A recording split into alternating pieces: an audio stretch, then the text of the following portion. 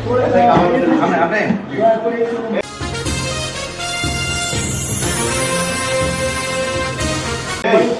ছেলেটাকে মেরে ফেলছে। তার বাড়ি হচ্ছে জাহানাবাদ চাষিরাট ইউনিয়নে।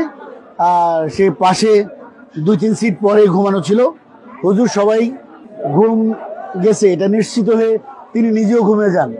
পরে একটা চিৎকার শুনে হুজুর হুজুর এই চিৎকার শুনে হুজুর জেগে ওঠেন। জেগে ওঠার পরে তিনি দেখেন যে রক্ত দেখে তিনি দ্রুত কিছু দুর্ঘটনা করছে বুঝতে পেরে দরজার দিকে যান। দেখেন যে দরজা বন্ধ আছে। দরজা বন্ধ দেখে তারপরে খুলে সব পরিস্থিতি দেখে ও ছাত্রদেরকে অন্য রুমে নিয়ে আটক করে রাখেন। কোনো ছাত্রকে তিনি বের হতে দেন নাই।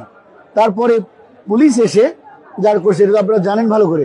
পুলিশ এসে যেই ছেলে অ্যাকিউজড তার ট্রাঙ্কের নিচে এই রক্তাক্ত ছুরি পাওয়া গেছে। আল্লাহর কাছে তো শেষ বিচার আমরা চাইবই, কিন্তু এই দুনিয়াতে আমরা এই প্রচলিত আইনে এই হত্যাকাণ্ডের আইনানুগ বিচার চাই। এখানে হেফজখানে পড়ে প্রায় 22 পার হেতু শেষ তার। সে গত শুক্রবার বাড়ি থেকে আসছে এখানে, মানে আরো 10 দিন আগে, শুক্রবার বাড়ি থেকে আসছে। কিন্তু এখানে আসার পর গতকাল রাত্রে আমরা যেটা আজকে ভোর 6টা আমরা জানতে পারলাম যে এখানে একটা ছাত্র তাকে গলা কেটে হত্যা করা হয়েছে।